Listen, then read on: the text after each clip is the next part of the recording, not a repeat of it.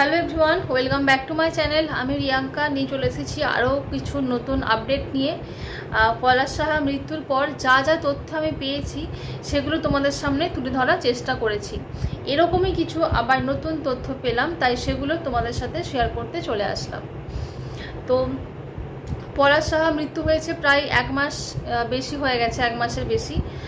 তো এতদিনে তোমরা তো জেনেই গেছো যে পলাশ সাহার মৃত্যুর পেছনে তার মা আর বউয়ের মধ্যে যে একটা ডিপ্রেশন ছিল তার মনের মধ্যে, সেই কারণে সে নিজেকে শেষ করে দিয়েছে।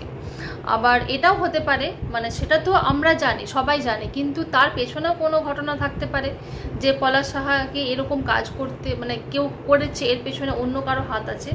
এটাও হতে পারে, কারণ যেহেতু ওই যে সে যেভাবে কাজটা করেছে সেভাবে সেই ঘটনার অনুযায়ী তার হাতটা যেভাবে পজিশনটা ছিল সে মারা যাওয়ার পর, সেই জন্যই মানে সেটা থেকেই কিন্তু সন্দেহটা হচ্ছে যে এর পিছনে অন্য কারো হাত থাকতে পারে। তো যাই হোক, পলাশ সাহা মৃত্যুর পর সেই সময়টা ওদের বাড়ির সবাই সুস্মিতার সাথে অনেক খারাপ ব্যবহার করেছিল।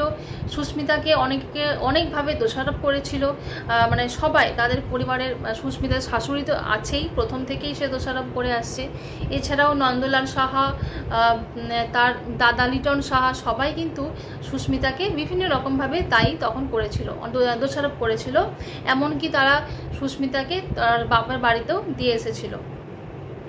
কিন্তু এতদিন পরে ওই পলাশ সাহার বড় ভাই লিটন সাহা, যে কিনা সুস্মিতাকে তার বাড়িতে দিয়ে এসেছিল, সে নিজেই আজকে সংবাদ মাধ্যমে নিজের মুখে প্রকাশ করছে, স্বীকার করছে যে সুস্মিতার সাথে যেটা করেছে তারা সেটা ভুল করেছে। সেই জন্য তার জন্য সে ক্ষমা প্রার্থী। আর এখন সে নিজের মুখে বলছে যে পলাশ তো চলে গেছে, কিন্তু তার বউ সুস্মিতা এখনও আমাদের মধ্যে আছে, তার নিয়ম মতো সামাজিক মতো কিন্তু সেও এখন আমাদের বাড়ির মেয়ে। তাই সে সুস্মিতাকে তাদের বাড়িতে ফিরিয়ে নিয়ে যেতে চায়। সে নিজেই বলেছে যে সুস্মিতার সাথে তখন অনেক রকমভাবে দোষারোপ করা হয়েছে, তার সাথে অনেক রকম খারাপ ব্যবহার করা হয়েছে, কিন্তু সে হচ্ছে এখন আমাদের বাড়িতে আমাদের বাড়ির মেয়ের মতো থাকবে, এরকম কিন্তু লিটন সাহা বলেছে। লিটন সাহা এটাও জানিয়েছে যে আমার মানে তার প্রতি, সুস্মিতার প্রতি আমাদের আর কোনো অভিযোগ নেই। তখন পারিবারিক কিছু ভুল বোঝাবুঝির কারণে অনেক কথাই সুস্মিতাকে বলা হয়েছে, দোষারোপ করা হয়েছে, কিন্তু এখন তারা ক্ষমা প্রার্থী। এখন সুস্মিতার কাছে সে হচ্ছে অনুরোধ করছে যেন সে তার শ্বশুরবাড়িতে ফিরে যায়, সুস্মিতা যেন শ্বশুরবাড়িতে ফিরে যায়। আর এই কথা শুনে কিন্তু গ্রামবাসী, ওখানকার গ্রামবাসী, পরিবার, আত্মীয় স্বজনও অনেক আপ্লুত হয়েছে, কারণ তারাও চায় যে সুস্মিতা তার শ্বশুরবাড়িতে ফিরে যাক আর তারা সবাই মিলে শান্তিতে সবাই মিলে সংসার করুক। পলাশ সাহা নেই, সেই শূন্যস্থানটা তো পূরণ হবে না, কিন্তু তাও আর সুস্মিতাও কিন্তু চায় যে তার শ্বশুরবাড়িতে ফিরে যেতে, কারণ সুস্মিতা তো পরিষ্কার জানিয়ে দিয়েছে যে তার সারা মন জুড়ে পলাশ সাহা আছে, আর পলাশ সাহা ছাড়া সে কিন্তু অন্য কোনো কিছু ব্যাপারে ভাবতে রাজি নয়। সেক্ষেত্রে যখন লিটন সাহা তাকে বাড়িতে ফিরিয়ে নিয়ে যাওয়ার জন্য অনুরোধ করেছে, তখন কিন্তু সুস্মিতাও সেখানে বাড়িতে ফিরে যেতে চায়। আর সে নিজে মুখে বলেছে যে পলাশ না থাকলেও ওটাও কিন্তু আমার বাড়ি, তো সেই জন্য সেও কিন্তু ওই বাড়িতে, তার শ্বশুর বাড়িতে ফিরে যেতে চাই।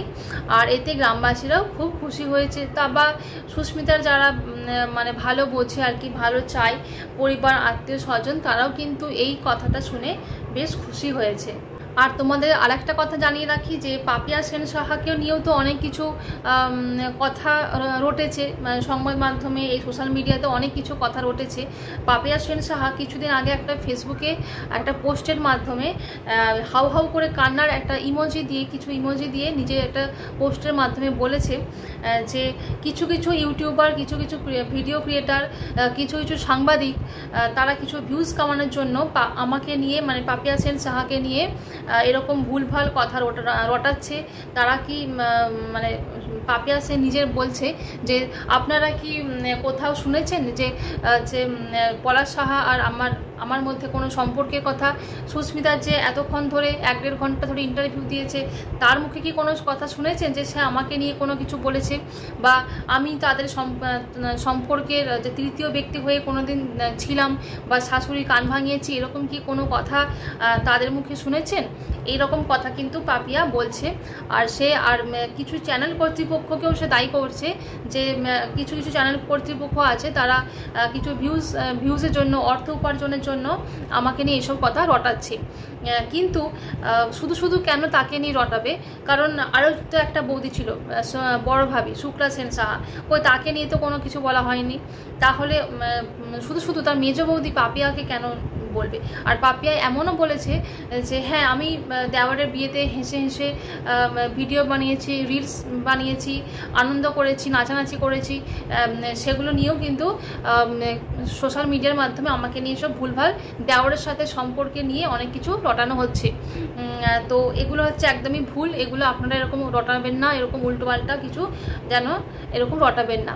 আর সে এমনও কাঁদতে কাঁদতে মানে কান্নার ইমোজি দিয়ে সে বলেছে যে এরকম কি কোনো ইউটিউবার নেই যে এই সময় আমার পাশে দাঁড়াবে, আমার হয়ে কিছু কথা বলবে, আসল সত্যটা উদ্ঘাটন করবে?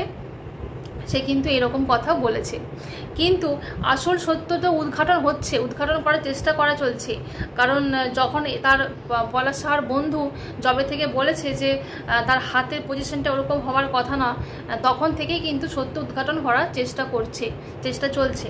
তো পাপিয়া সাহা হয়তো এই পলাশ সাহার মৃত্যুর জন্য প্রত্যক্ষভাবে দায়ী নয়, প্রত্যক্ষ বা পরোক্ষভাবে হয়তো কোনোভাবে দায়ী নয়, কিন্তু এই যে মানে যেটা আমরা সবাই জানি কোনটা আসল সত্য সেটা তো এখনও উন্মোচন হয়নি, যে সে আদৌ সত্যি কাজটা করেছে নাকি তাকে দিয়ে করানো হয়েছে নাকি অন্য কেউ করেছে, সেটা তো এখনও উদ্ঘাটন হয়নি। চেষ্টা তো চলছে, সেটা নিয়ে তদন্ত এখনও চলছে। কিন্তু তাদের মধ্যে যেটা পারিবারিক অশান্তি ছিল সেটাই আমরা সবাই জানি যে এই পারিবারিক অশান্তির কারণেই পলাশ সাহা আজকে এই ঘটনাটা ঘটিয়েছে। কিন্তু এই পারিবারিক অশান্তিটা বিশেষত হতো তার মা আর বউকে কেন্দ্র করে, কিন্তু পাপিয়া সাহা কিন্তু তার মানে কিছু উস্কানি তো অবশ্যই দিয়েছে তার শাশুড়ির কাছে। কারণ শাশুড়ির সাথে কিন্তু পাপিয়া সাহারই সব থেকে ভালো সম্পর্ক ছিল, তার বড় বৌদির সাথেও ভালো সম্পর্ক ছিল না। আর সেই জন্যই কিন্তু মানে ওই বড় বৌদি তখনকার দিনের একটু মানে পিছিয়ে আর কি, আগেকার দিনের একটু মানুষ বলে হয়তো মানিয়ে নিয়েছে, ম্যানেজ করে নেওয়ার চেষ্টা করেছে 11 বছর ধরে। কিন্তু তারপরেও যখন দেখতে পেল যে না হচ্ছে না, তার সাথে থাকার মতো উপযুক্ত নয়, তখন কিন্তু তার স্বামী মানে পলাশ সাহার বড় দাদা তার বউকে নিয়ে অন্য জায়গায় চলে গেছে।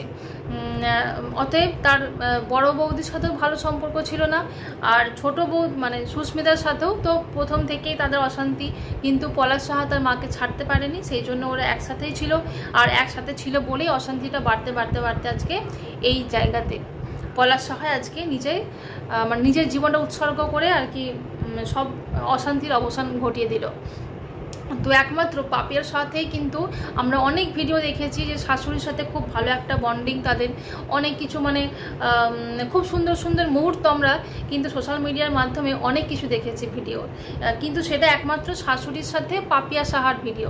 আমরা কিন্তু মানে শাশুড়ির সাথে বড় বৌদিরও কোনো ভালো সম্পর্কর মুহূর্ত দেখিনি, আর সুস্মিতার সাথেও সেরকম কোনো সুন্দর মুহূর্তের ভিডিও আমাদের মানে সোশ্যাল মিডিয়ার মাধ্যমে আসেনি। একমাত্র পাপিয়ার সাথেই কিন্তু অনেক ভালো ভালো মুহূর্ত তাদের দুজনকে দেখে বোঝা যেত যে হ্যাঁ তাদের মধ্যে একটা শাশুড়ি বউয়ের সম্পর্ক খুব ভালো ছিল। তার শাশুড়ি যদি এই সম্পর্কটা মানে পাপিয়ার সাথে যেরকম একটা ভালো সম্পর্ক রেখেছিল, সেটাই যদি তার বাকি দুই বউয়ের সাথে সেরকম সম্পর্কটা রাখতো, তাহলে হয়তো ওদের মানে একটা সংসারটা খুব সুন্দর একটা সাজানো গোছানো হতো। আজকে পলাশ সাহাকেও এই পৃথিবী ছেড়ে চলে যেতে হতো না। এত সুন্দর একটা মানুষ, একটা ব্যক্তিত্ব, এত সুদর্শন দেখতে, আর এত মানে একটা ভালো চাকরিওয়ালা ছেলে, সব দিক দিয়ে যত্নবান দায়িত্ববান একটা মানুষকে চলে যেতে হতো না পৃথিবীর ছেড়ে, যদি সবাই মিলে একটু কোঅপারেট করে চলতো আর কি। তো এই ছিল আমার বক্তব্য। তোমাদের কি মতামত সেটাও আমার কমেন্ট বক্সে জানিও অবশ্যই। লিটন সাহা যে সুস্মিতাকে আজকে বাড়ি নিয়ে যেতে চাই, সেটার সম্পর্ক তোমাদের যদি কিছু মতামত থাকে সেটাও কমেন্ট বক্সে জানিও, যে সুস্মিতা কি ওই বাড়িতে যাওয়া উচিত কি উচিত না, সেটাও তোমরা জানাতে পারো। এরকম আরও কিছু নিত্য নতুন আপডেট পাওয়ার জন্য অবশ্যই চ্যানেলটা সাবস্ক্রাইব করে রেখে দিও। আমিও চেষ্টা করব নতুন কিছু তথ্য পেলে তোমাদের সাথে শেয়ার করার।